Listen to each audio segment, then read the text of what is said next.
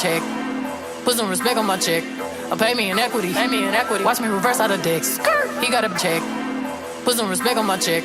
Pay me in equity. Pay me in equity. Watch me reverse out of dicks. He got a check. Put some respect on my check. Pay me in equity. Pay me in equity. Watch me reverse out of dicks. He got a check. Put some respect on my check. Pay me in equity. Pay me in equity. Watch me reverse out of dicks. He got a check. Put some respect on my check. Pay me in equity. Pay me in equity. Watch me reverse out of dicks. He got a check. Put some respect on my check. Pay me in equity. Pay me in equity. Watch me reverse out of dicks. He got a check. Thank you for tuning in to Wind Down Wednesdays. I'm your host, Shay E, and this is Tamikio Green. And we're your queens in real estate. So today, we're going to be talking about 3 important key aspects during a real estate transaction. The first is due diligence period. Had to make sure I get that out correctly. Due diligence. What that is, which is basically like your inspections. Also, we're going to be covering home appraisals and home warranty.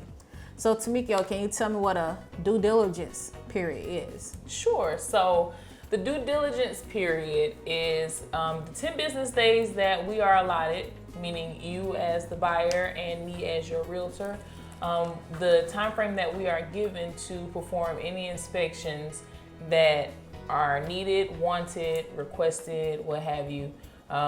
Giving you the time to be able to say, hey, we need to renegotiate, Mr. Seller, or we're wanting to pull out of the contract without you worrying about having to lose the earnest money that you put up. You would notice in the contract when you're filling that information out with your realtor that you were given 10 business days in order to be able to complete and perform those necessary inspections and what have you. So kind of rolling into inspections, I wanted to kind of touch on what some inspections we typically see. Okay. The main inspection that you'll normally see is just a general home inspection. That's going to be from your foundation all the way up to the roof. They're going to basically give you a full overview of the condition of the house. The home inspectors that I typically run into, they even suggest, hey, you may need to get a termite guy out here, or you may need to get an HVAC guy out here, or so on and so forth. That leads me into your termite inspections. So depending on your loan type, specifically with VA and FHA, you would have to have a termite inspection. You have to have a clear termite letter at the end of that. So you would also perform a termite inspection. And then typically it's not required, but you can have an HVAC inspection, which is basically going to check your heating and cooling system. And even though it's not required, I typically suggest to my buyers to have that done because it's very important. You live in the state of South Carolina, and I mean, you know, it gets hot. Your heating goes out. You know, what are you going to do in the middle of June or July in South Carolina? Your cooling goes out. Did I say heating? Yeah, you did. Cooling goes out. Well, I don't like to be cold either, so maybe that's subconscious. Anyway, so yeah, those are some of the most popular inspections that you're going to run into as far as typically in a real estate transaction. It's case by case, so there can be some other things that, you know, the lender is saying, hey, we need, you know, sometimes in South Carolina, depending on where you're at, you may even have to have like a flood zoning or something like that done. But your lender's going to let you know that beforehand. So just to make sure we're all on the same page. So a due diligence period is a 10-day business day time frame to do all your inspections. Right. So 10 business days, excuse me. Right. 10 business days to do all your inspections. Now, if something comes back on the inspection, I don't know if you covered this, but if something comes back on the inspection report, or the homeowner has some concerns and want to, you know, peace of mind, and they said that they go to the seller and wants he or she to perform, you know, take care of whatever came back on the inspection report. What if the seller says no? So we want the seller to say yes, of course, that they'll fix this, or we'll try to negotiate, you know, either allot some money to have these repairs done. But if the seller says no to everything, I'm not fixing anything, I'm not giving you any money for anything, then that 10-day due diligence period is what allows you to be able to back out of that contract without losing your earnest money. So that's the main thing to keep in mind with that. Okay. And who actually pays for these inspections? In most scenarios, the buyer is going to pay for the inspections up front. Again, in a VA loan, I do know from experience that the buyer does not actually pay for the termite inspection. I don't know what the specifications on that, but I do know your lender is typically going to say, you know, hey, Mr. Buyer or Mrs. Buyer, this is what you're going to be looking to have done, and you can't pay for this, or you're not allowed to pay for that. And typically your real estate agent is going to be the expert on that as well. So it just got me to thinking when you were talking about like basically meeting financing obligations when it comes to these inspections.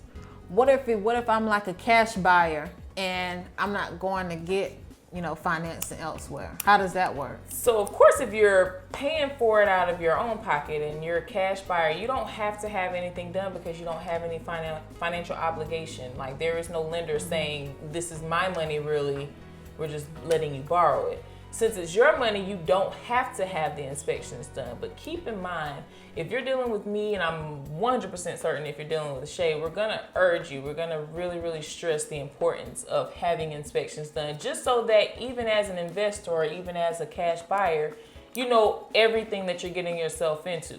There may be something that could cost you $20,000, $30,000 to get fixed, but you're making a large investment already and probably expecting to get some money on your return. So, you know, even as a cash buyer, just, you know, pay a couple $100 to get the inspections done. Make sure you know everything that you're getting yourself into. Okay. And when you said investment, that just triggered, you know, the second topic, which is home appraisals.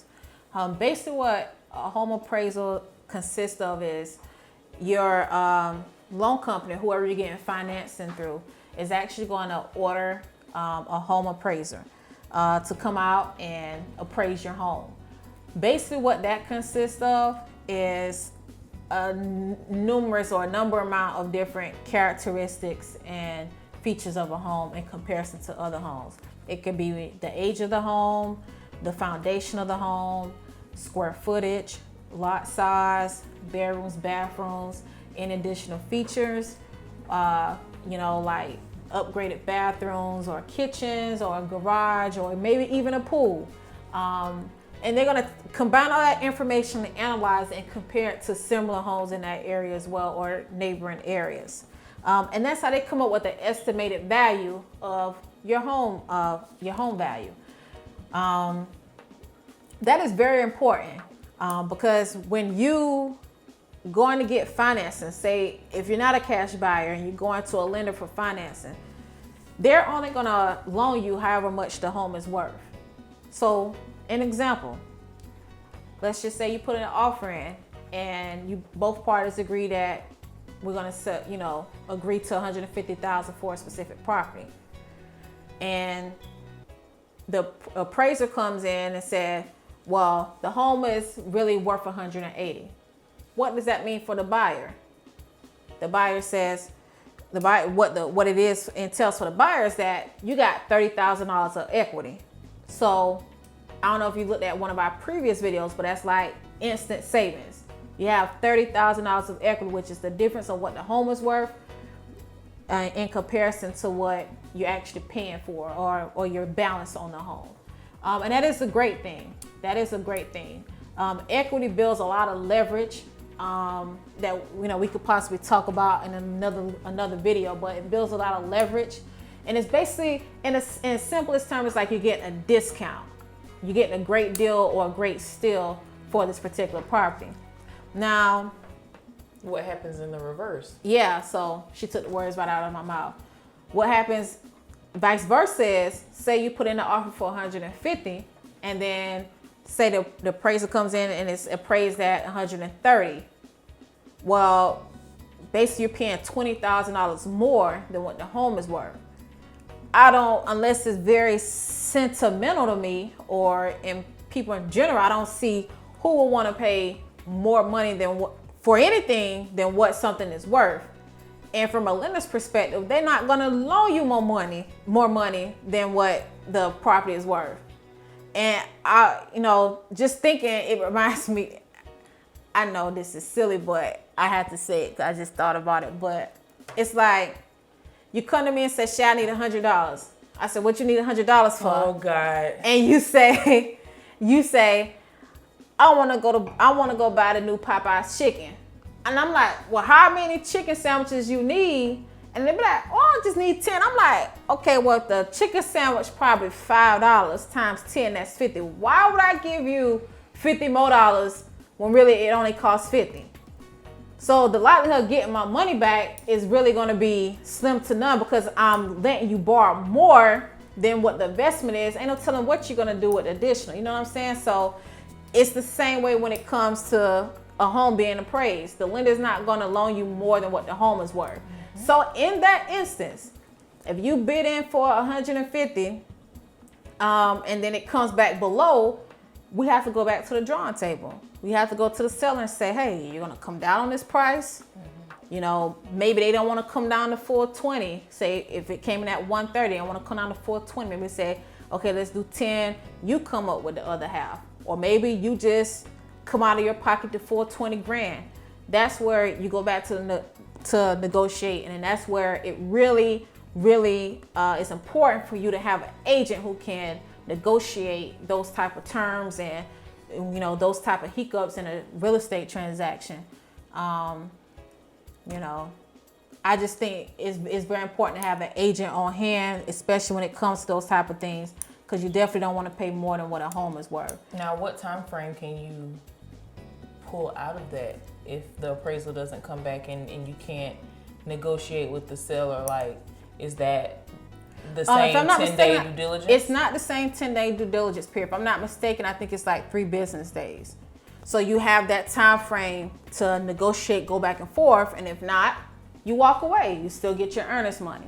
Now that rolls into like, I think we want to discuss home warranty. Mm-hmm. Talk to me about that a little bit. So home warranty is typically going to be at the tail end of your real estate transaction. So we'll discuss home warranty once we've basically got a ratified contract, completed inspections, the appraisals come back good, and then it's like, okay, so now we need to start making sure that we're protecting your home at the end of the transaction or after you've purchased the home.